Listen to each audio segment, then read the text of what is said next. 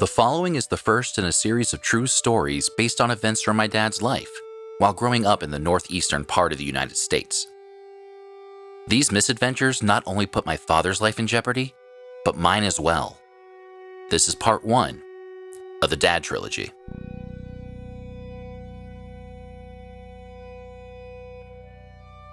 Winter in the New England part of the United States is no joke. Once it gets cold, it stays cold. Snow is almost always in the forecast. That environment was the kind of place where my dad grew up. He lived a big chunk of his life in the state of Massachusetts. Freezing and miserable conditions were daily obstacles during the winter. Dad lived in a single-story home with his mom and dad, or as I called them, Nana and Pop-Pop, and his younger brother Brian. The house was nestled in the middle of nowhere. The family lived 5 miles away from their closest neighbors and 20 miles away from the nearest store. The acre-wide property with its well-maintained lawn gave way to woods that must have stretched out for hundreds of miles in every direction. The woods were particularly engaging for 2 little boys who would explore them while playing pirates, cowboys, or anything else their imaginations could conjure. It was even said you could step out the back door of Dad's childhood home and walk straight into Canada without encountering another human soul. That's how desolate it was out there. It's also where this story takes place.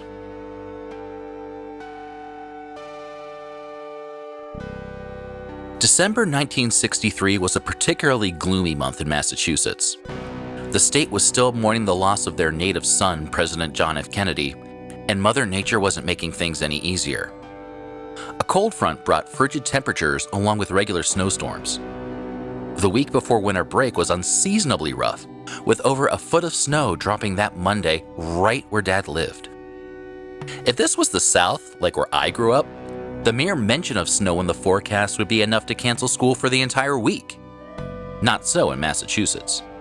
You got out the shovels, unburied yourself, and off you went. My dad and his brother begrudgingly attended school every single day that week. Once Friday mercifully rolled around, the boys were ready to relax and enjoy the winter holiday. That Friday afternoon, my dad and his little brother got off the school bus surrounded by a foot of fresh powder and walked up the driveway to their parents' house. Entering the house, the boys saw their parents getting dressed up in their finest. Surprised by their formal attire, Dad asked his parents what was going on. His mom told him that a family friend was getting ready to retire from an insurance agency where he spent the last 35 years working. The company was having a big celebration in his honor at the fanciest restaurant in town, which was still about 20 miles away.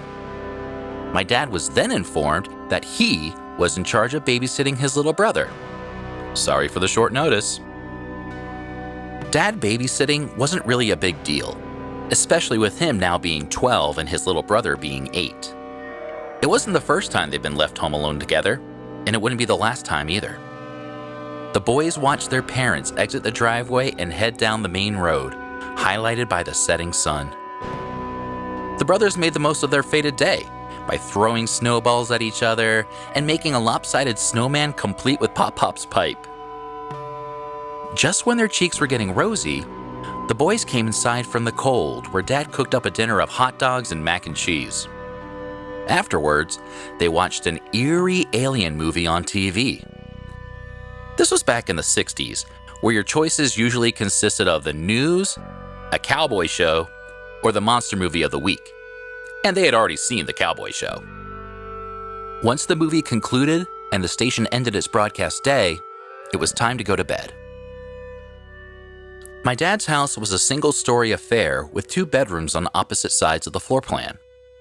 One side was where my dad's parents slept, and the other side was where my dad and his little brother shared a room.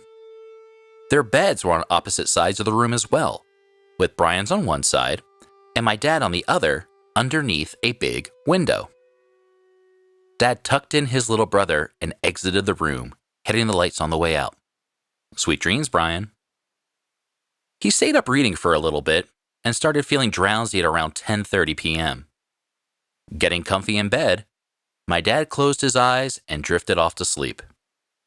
The clock was just striking midnight when Dad's parents arrived back home. They checked on their boys and retired to their bedroom for the night.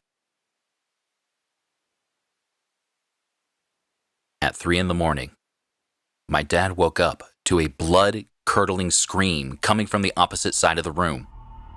He sat up right away and looked over to see his brother Brian pressed up against the wall while screaming and pointing at the window above my dad's bed.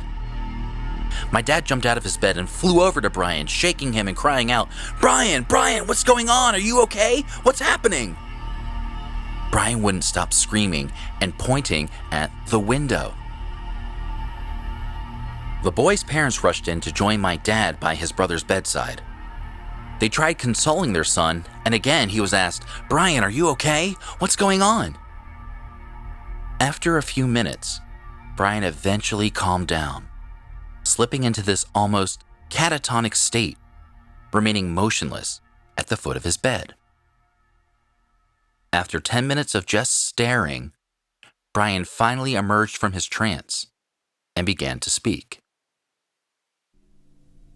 Throughout childhood, Dad was a heavy sleeper.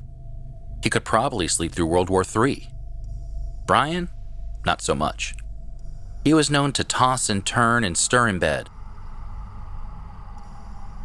In the middle of that night, Brian woke up due to the sound of something tapping against the bedroom window.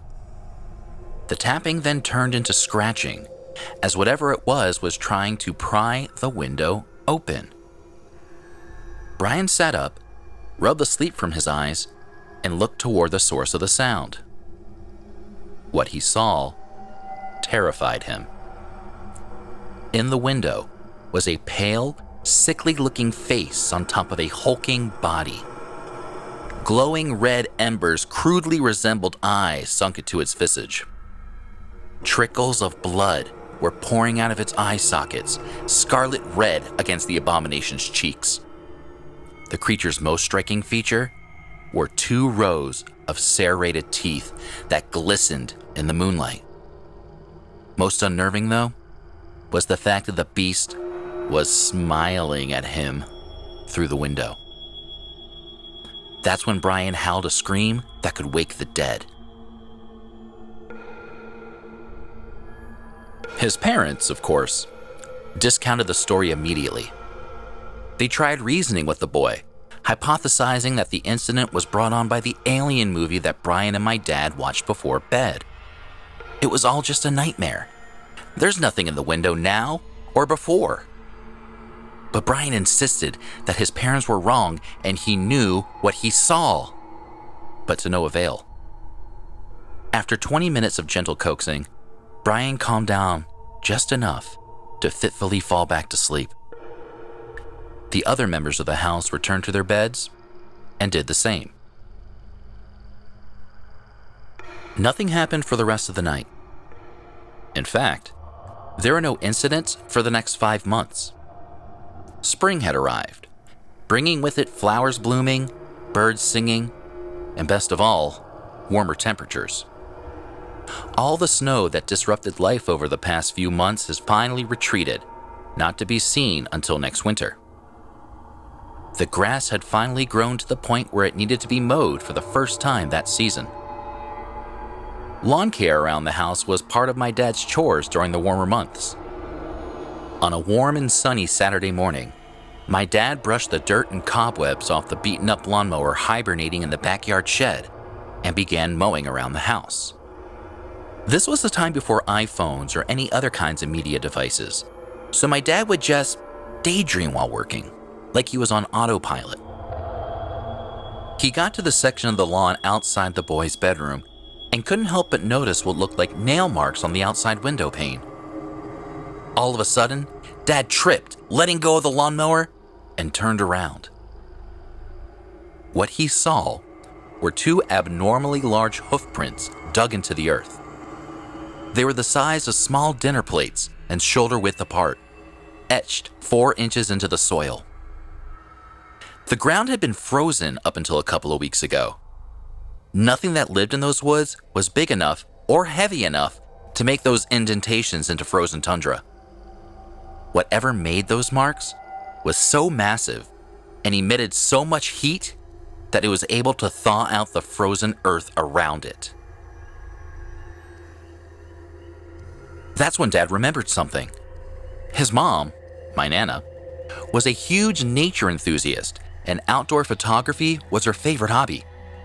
She especially loved taking photos during the wintertime when there was a fresh blanket of snow.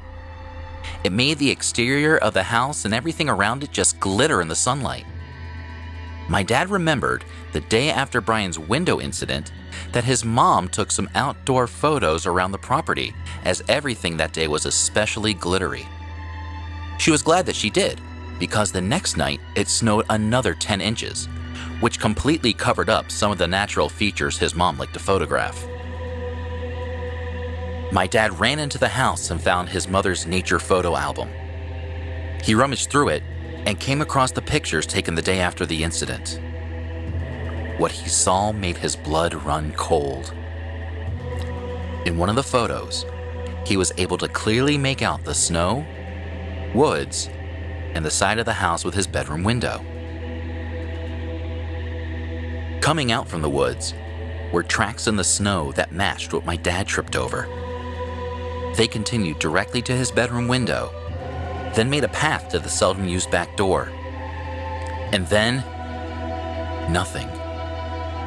The most unsettling part about this was while there were tracks coming from the woods toward and around the house, there were none leading back. Nothing. As if whatever had tried to get into the house disappeared into thin air. Brian was right. Whatever terrible thing he saw in the window was real and had tried to get into the family home. The revelation left my dad shaking with fear.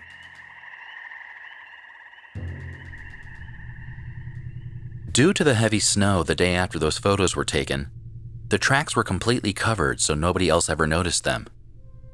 Even if they had, it would have probably been explained away as just the markings of a foraging animal. Probably a deer. But my dad knew.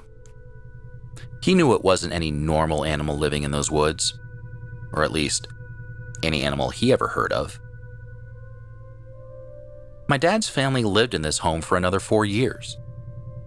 Right before my dad's junior year of high school, his father, my pop-pop, got a new job and moved the family to the great state of New Jersey, near a place called the Pine Barrens.